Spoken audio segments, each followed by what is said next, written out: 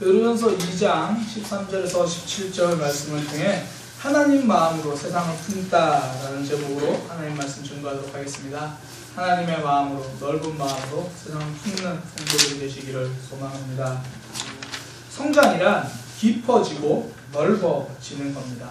그래서 인생의 경험이 있는, 깊이가 있는 어른들과 대화하다 보면요, 참 마음이 깊다, 또 마음이 넓다라는 것들을 우리가 느낄 때가 있습니다. 한 어머니가요, 이제 그 어머니의 딸이 미술대학에 합격했습니다. 굉장히 기뻤어요. 그런데 등록금을 넣고 얼마 되지 않아서 학교에 전화가 온 거예요. 따님이 자퇴한다고 하는데 동의하십니까?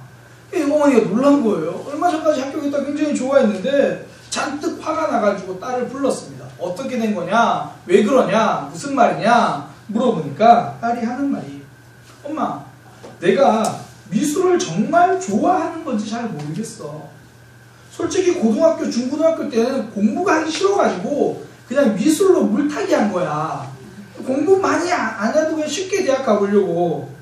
그래서 막상 합격하고 나니까 이 길이 내 길이 아니면 어쩌지라는 고민이 들어.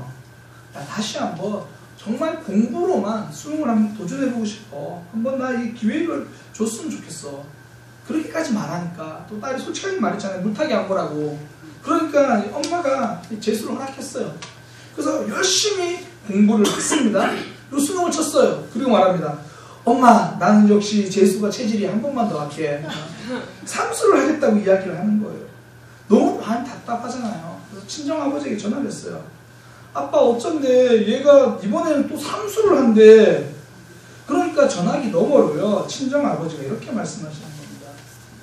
공부하는 걔가 힘들지 뭐 돈을 내가 어때서. 내가 80 넘게 살아보니까 20살에 대학 가나 23살에 대학 가나 그거 아무런 상관없어. 몇 년 늦게 들어가는 거 그게 뭐 대수야. 표도 안 나. 혼자서 고민할 때는 답답했는데요, 인생의 세월의 연수가 있는 친정아버지랑 대화하다 보니까 이게 어떻게 결정해야 될지 답이 나오더라는 거예요. 80 넘게 살아온 그 세월이 주는 깊이와 그 세월이 주는 넓이가 있더라는 겁니다. 세월이 만들어주는 넓이죠. 특별히 그 친정아버지는요, 젊을 때 사업하다가 3번 정도 실패했던 그 아버지예요. 그러니까 그 고생과 아픔이 인생의 깊이를 만들어냈다는 거죠. 인생의 깊이가 있는 사람, 마음의 폭이 넓은 사람들 보면요, 대부분 아픔이 있었던 사람들입니다. 그러니까 아파 본 적이 있는 사람들이죠. 근데 우리 주위를 보면요, 아픔이 있다고 해서 모두가 넓은 마음, 깊은 인생을 가지고 있는 것은 또 아니더라는 거죠. 어떤 사람들은 아픔을 겪을수록 자신의 아픔에 묻혀가지고 점점 좁아지는 사람도 있더라는 겁니다. 어느 날 질병이라는 아픔이 찾아왔습니다. 생각지도 못한 거예요. 그렇게 찾아온 질병을 맞이하느라 그 질병을 위로하고자 찾아오는 다른 사람들을 맞이하지 못하는 겁니다.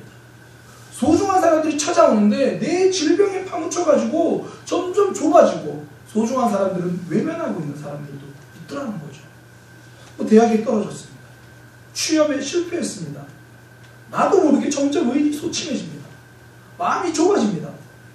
그러니까 누가 지나가다가 취미생활 좀 해보지 그러니까 취자만 들어도 괜히 막 나한테 그러는 것 같고, 내가 취업을 못해서 이런 얘기하나? 막 내가 죄인이 된 것 같고, 압박하는 사람은 아무도 없는데 스스로 마음이 점점 좁아지는 거예요.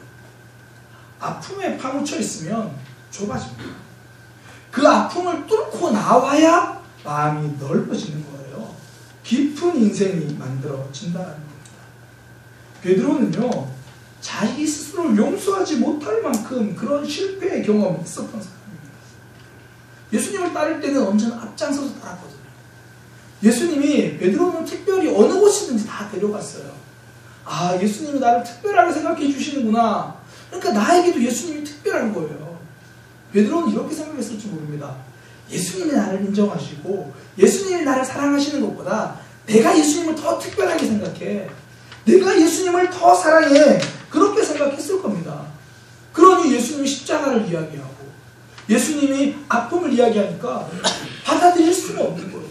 그리고 심지어 이렇게 얘기합니다. 예수님, 모든 사람들은 예수님을 버려도 저는 제 목숨을 내놓을지언정 예수님을 떠나지 않을 겁니다. 베드로의 이 장담은요, 조금의 거짓도 없는 진실이었습니다. 정말 그렇게 할 수 있을 거라고 생각했고요. 그런 진심을 담아서 고백했습니다. 우리는 내 인생의 고속도로를 달리고 있을 때는 모든 것이 할 수 있다고 생각합니다. 진심입니다. 이런 헌신도 할 수 있을 것 같고요. 저런 사랑도 할 수 있을 것 같고요. 지금 내 인생이 고속도로이기 때문에 찾아온 아픔들 능히 이겨낼 수 있다고 생각합니다. 그런데 어느덧 인생이 오솔길을 접어듭니다. 여기저기 장애물과 가시덤불이 있는 곳으로 지나야 합니다. 내 힘으로 아무것도 할 수 없을 것처럼 느껴집니다. 아, 내 힘으로 할 수 없구나라는 깊은 절망감에 빠지게 됩니다. 베드로가 그랬습니다. 언제나 예수님 앞장서서 예수님 앞에서 따랐던 자신, 목숨 걸고라도 내가 예수님 대신 죽겠다라고 말했던 그 진심이 모두 거짓인 것처럼 초라한 자신을 봅니다. 저 사람이 모릅니다. 맹세하건대 나 저 예수란 사람 모릅니다. 저주하면서 맹세하면서 나는 그 사람을 알지 못하노라. 베드로는 자기 자신이 싫어졌습니다.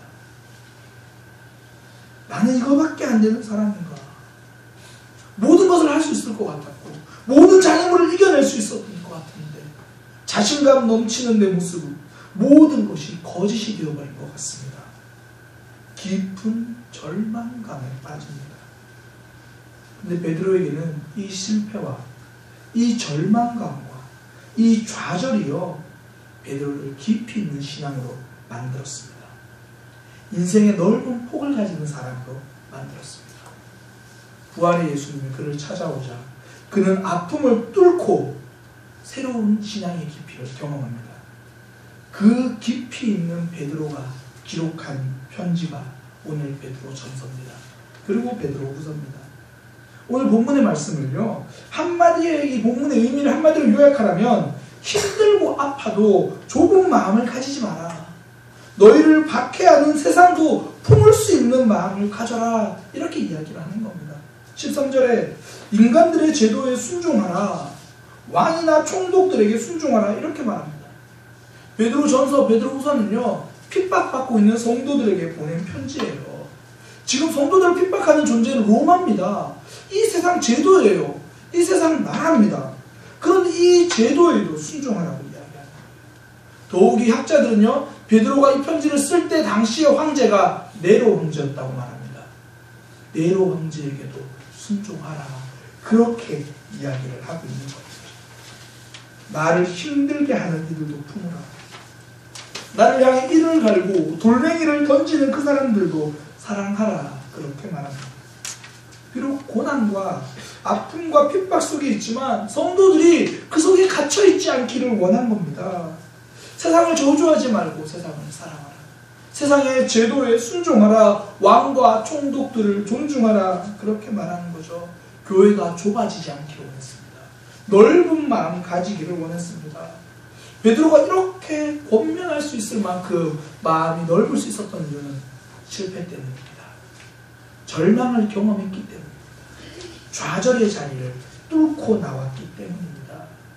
베드로의 신앙은요, 실패와 아픔이 만들어낸 깊이 있는 신앙입니다. 혹시 관계 속에서 아픔과 절망이 있습니까? 삶에서 내가 되돌아가고 싶은, 그 자리에 주저앉고 싶은 그런 아픔들이 있습니까? 그 아픔이 여러분들을 깊게 만들어줄 것입니다. 우리는 그 아픔을 통해서 넓은 신앙이, 넓은 사랑이 될 것입니다. 그런 삶이 되기 위해서요, 필요한 것이 있습니다. 아픔을 뚫고 나오는 것입니다. 아픔은 우리가 머물러 있을 자리가 아닙니다. 그 속에 갇혀 있어야 할 피난처가 아닙니다. 뚫고 나와야 할 껍질입니다. 우리가 벗어버려야 할 허물입니다. 또 한 번 그렇게 아픔의 껍질을 벗고 나면 우리는 더 깊은 신앙의 경지로 들어가게 될 것입니다. 폭넓은 인생이 될 것입니다. 하나님의 마음으로 세상을 품을 수 있는 성도가 될 것입니다. 그럼 어떻게 하면 이 아픔을 뚫고 뚫고 나올 수 있을까요? 아픔을 뚫고 나오기 위해서 버려야 할 것이 있습니다. 고립입니다. 고립되어 있으면요, 아픔을 뚫고 나올 수가 없어요. 고립을 뚫고 나와야 아픔도 뚫고 나오게 되어 있습니다. 베드로는요, 고난받는 성도들을 향해서 세상 밖으로 가라, 세상을 떠나서 숨어 있어라, 그렇게 말하지 않아요. 오히려 제도에 순종하라고 말합니다. 그것이 주를 위한 일, 하나님을 위한 일이다, 그렇게 말하는 겁니다. 나에게 상처 주는 사람 있으면 그런 마음 들잖아요. 저기 멀리서 그 사람 실루엣만 보여도, 그 사람 형태만 보여도 빙 불러가고 싶잖아요. 마주치기 싫으니까. 그런 마음이 들 때 베드로는 둘러가지 말고 그 사람 만나라 라고 이야기를 하는 거죠. 제일 성장하기 힘든 신앙이 뭐냐면 잠수하는 신앙이거든요. 조금만 힘듦이 찾아오면 바람과 함께 사라집니다. 고객님의 전화기가 꺼져 있습니다. 그리고 한 며칠 후에 문자 하나 딱 보냅니다. 목사님, 당분간 신앙의 휴식기를 가지려고 합니다. 죄송합니다. 전화를 하면 고객님의 전화기는 꺼져 있습니다. 밑도 끝도 없는 거예요. 그렇게 피하는 신앙은요, 회복되기는커녕 피 흘리는 신앙이 될 뿐입니다. 또 그런 사람들은 잠수 실력도 얼마나 좋은지 그거 아세요? 잠수도 하면 할수록 실력이 늡니다. 처음은 한 주간 잠수해요. 한 주 빠지거든요. 그래서 그럼 나중에 한 2주 정도 잠수할 수 있는 능력이 생겨요. 그러다 한 달 잠수하고요. 어떨 땐 6개월 잠수하고요. 혹시 우리 성도님들과 함께 신앙생활 하던 그분이 청년 졸업하고 잠수해서 아직까지 잠수하고 있는 분들이 있잖아요. 안 오는 거예요. 잠수의 실력이 붙었어요. 베드로가 말하는 게 그겁니다. 잠수하지 마라. 고객님의 전화기는 꺼져 있지 말고 제도에 순종하라. 총독에게 순종하라. 17절에 보니까 묻 사람을 공경하라 그래요. 이 묻이라는 단어를, 이게 우리나라 똑같은 말이 모든인데, 모든이라고 말하기 더 선명한데, 모든 사람을 공경하라. 더불어 잘 지내라는 거죠. 내가 싫어하는 사람 보인다고 해서 삥 둘러 피해가지 말라는 겁니다. 사람들은 이 거룩을 오해해요. 거룩이 고립이라고 생각합니다. 속세를 떠나서 깊은 곳에 들어가서 혼자 생활하는 것, 이게 거룩이 아닙니다. 거룩은 고립이 아니라 사랑이 거룩입니다. 가장 거룩한 예수님은 사람들 속에서 살아가셨습니다. 함께 먹었고요, 함께 주무셨고, 함께 걸어가셨습니다. 예수님 혼자 기도하실 때 말고는요, 늘 함께 계셨어요. 철저하게 사랑하는 삶을 살아가셨습니다. 고립되지 않는다는 건요, 사랑하며 살아간다는 거예요. 제가 이번 금요일에도 말씀드렸는데 좀 구체적으로 표현하면 이렇게 표현되겠죠. 고립되지 않는다는 것은 나 때문에 다른 사람을 행복하게 만들어주는 거예요.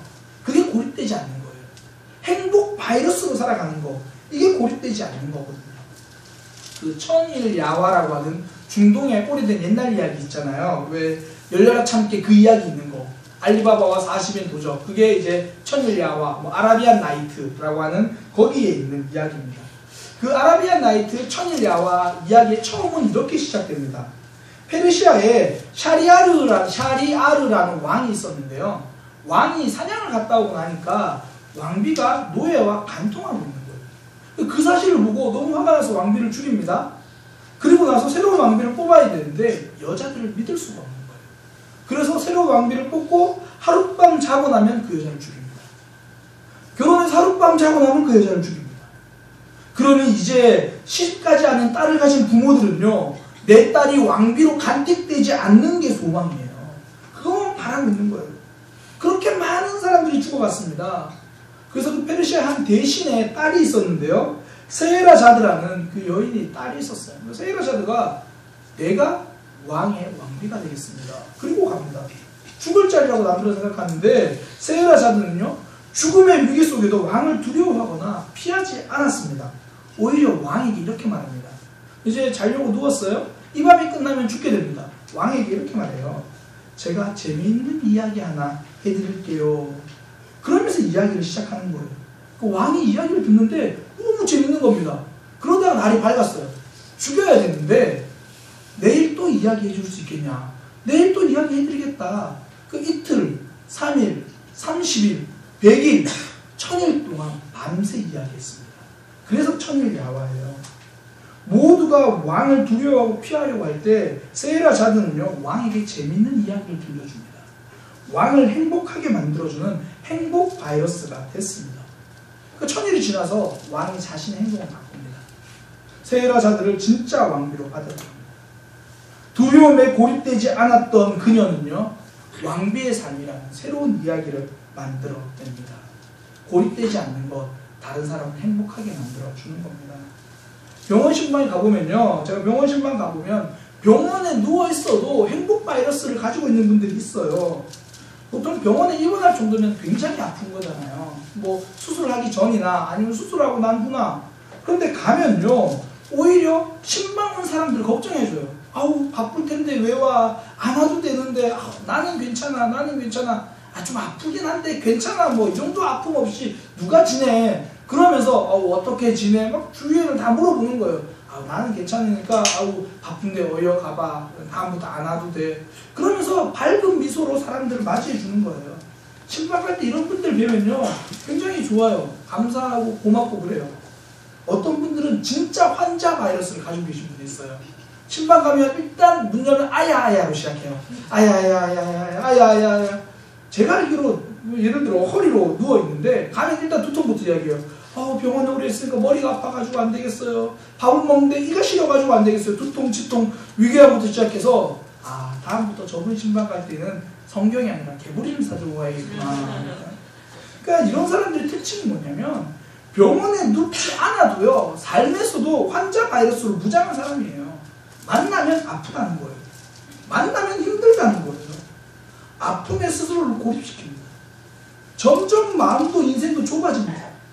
그러니 쉽게 상처받고요, 더 좁아지다 보니까 쉽게 넘어집니다. 아픔을 뚫고 나오지를 못합니다. 사도행전에 등장하는 스데반 집사님은요, 돌에 맞는 아픔 중에서도 행복 바이러스가 되어주셨던 분입니다. 유대인들에게 예수님에 대해서 설교하고 있어요. 그러니까 그 스데반 집사님이 유대인들을 너무 싫은 거예요.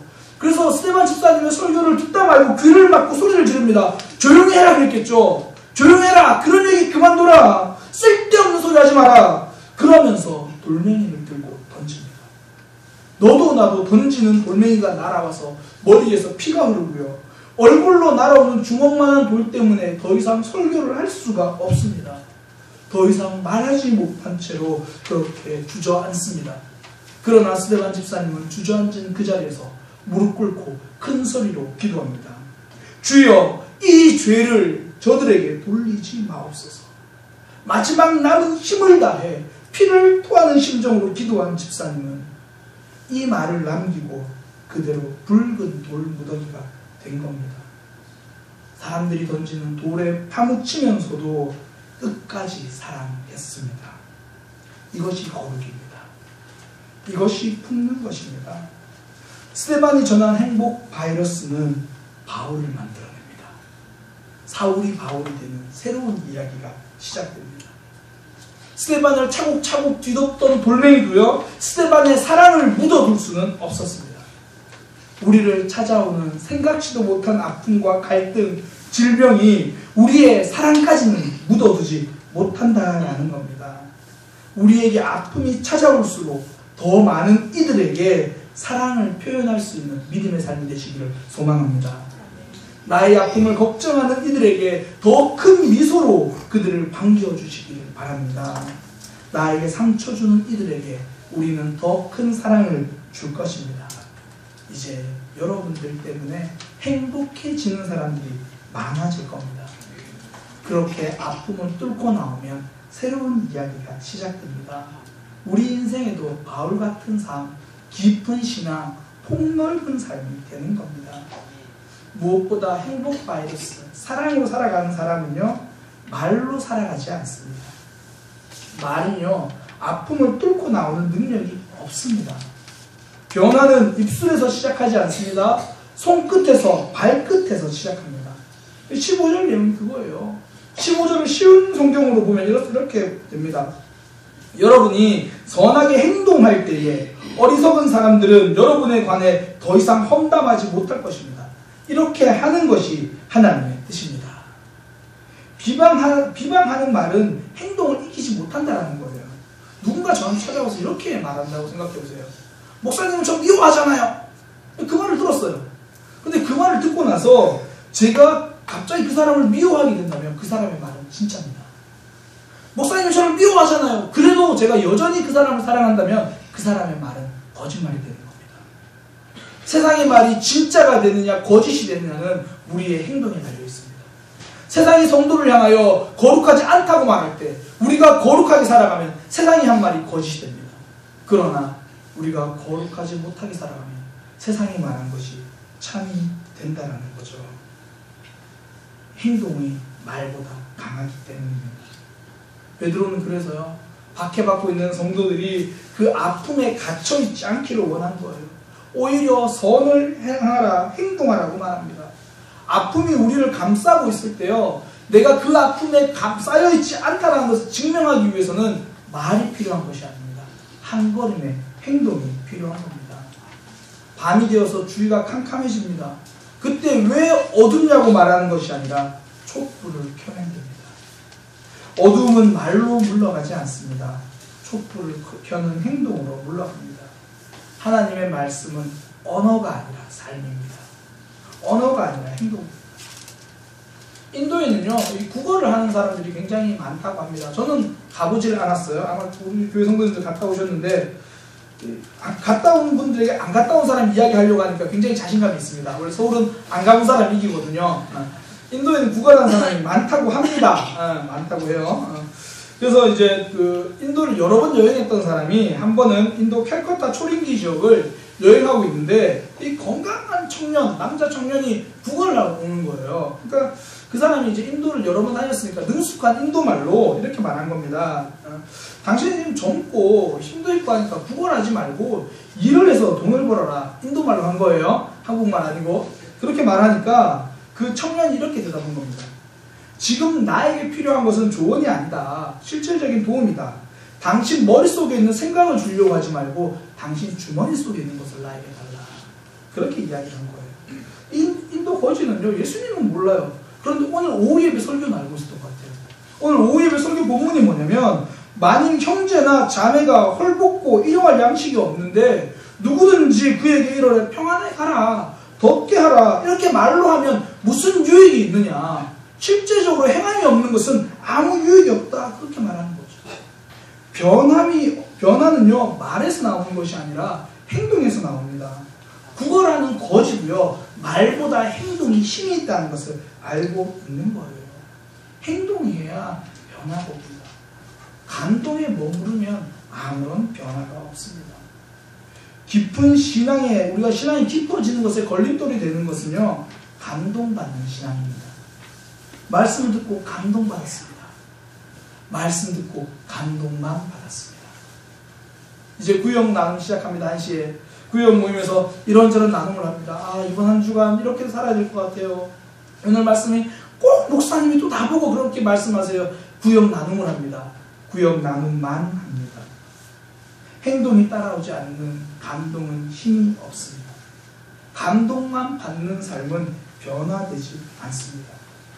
하나님은 말로만 우리를 사랑한다 말씀하지 않으시고 독생자 아들 예수를 보내주셨고요. 예수님은 말로만 사랑한다 말씀하지 않으시고 십자가라는 행동으로 증명해 보이셨습니다. 사랑하기 위한 21가지의 계획보다 한 번 손잡아주는 것이 힘이 있습니다. 눈물을 흘리는 감동보다 더 이상 눈을 흘리지 않겠다는 한 번의 행동이 더 힘이 있습니다. 우리가 아픔을 뚫고 나오기 위해서 필요한 것은 화려한 계획이 아니라 한 가지 행동입니다. 전쟁하는 나라들에게 물어보세요. 왜 전쟁하십니까? 너도 나도 없이 이렇게 말합니다. 평화를 위해서요. 평화도 말로는요, 전쟁의 명분이 됩니다. 그러나 실제적인 행동은 그렇지 않다는 거죠. 하나님은 우리에게 대답 잘하는 모범생을 원하는 것이 아니라 한 걸음 내딛는 모험생을 원하는 겁니다. 모험하는 사람이 되기를 원하는 겁니다. 베드로는 아픔을 겪고 있는 성도들에게 하나님의 뜻은 선한 행동이다. 말 잘하는 모범생이 아니라 행동하는, 모험하는 모험생이 되라고 이야기를 하는 겁니다. 그 행동이 성도들을 박해하고 있는 그들을 변화시키게 될 힘이 있는 거예요. 아픔을 변화시킬 겁니다. 아픔은 행동으로 뚫고 나오는 겁니다. 아침에 자고 일어났더니 누군가 여러분들의 앞마당에 소똥을 한 트럭 갖다 놓은 거예요. 1톤 트럭 한 트럭으로 소똥을 버리고 가버렸어요. 그러니까 냄새나고 화나고 짜증나고 막 그래요. 또 어떤 사람은 그 똥을 버린 사람을 계속 욕하고 화냅니다. 막 욕을 하니까 이제 내 마당만 똥이 아니라 내 마음도 똥이 돼버린 거예요. 이 똥 때문에, 이 똥 때문에. 그런데 어떤 사람들은 화가 나고 짜증나지만 일단 창고 가서 장갑을 가져옵니다. 장갑 끼고 삽을 들고 짜증은 나지만 그 소똥을 퍼다가 이제 뒷뜰에다가 옮기는 거예요. 뒷뜰에다 또 쌓아두면 안 되니까 여기저기 뒷뜰에 이제 막 묻어두는 거예요. 묻어두고 뿌리고 쉽지 않습니다. 화는 나요. 짜증은 납니다. 그런데 똥 치우는 일을 포기하지 않는 거예요. 그렇게 앞마당에 있는 똥을 뒷뜰에다 여기저기 뿌려놓고 묻어놓고 그렇게 하고 힘들어가지고 뭐하지 그러고 꽃씨를 뿌렸더니 봄이 오니까 뒷뜰에 정원이 생겼습니다. 아픔을 똥으로 남겨두는 사람이 있고요.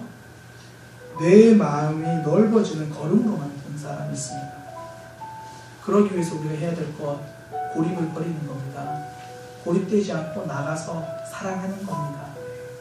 행복 바이러스의 삶을 사는 겁니다. 무엇보다 말하는 신앙이 아니라 감동받고 머무르는 신앙이 아니라 행동하는 겁니다. 그때 아픔을 뚫고 나오는 거죠. 우리의 마음이 넓어집니다. 우리의 신앙이 깊어집니다. 아픔을 통해서 비록 힘들지만 더 깊어지는 삶이 되기를 소망합니다. 오늘 말씀을 되새기면서 우리가 기도했으면 좋겠어요. 우리 가만히 눈을 감았으면 좋겠습니다. 나에게는 아픔들이 있습니다. 벌써 2019년 2월 봄이 오는데 하나님, 내 삶과 내 관계는 여전히 겨울입니다. 갑자기 찾아오는 매서운 바람에 너무 힘듭니다.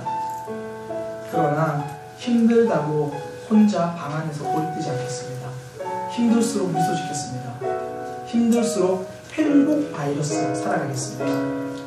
나를 통해서 우리 가정이, 우리 교회가, 내가 만나는 사람들이 행복해지도록 그렇게 하겠습니다. 무엇보다 계획과 말로만 그치지 않겠습니다. 21가지, 101가지 계획보다 한 가지 실천하겠습니다. 주님, 선한 행동이 있는, 삶이 있는 신앙 되게 하여 주옵소서. 우리 이렇게 말씀을 되새기면서 함께 기도하겠습니다. 하나님,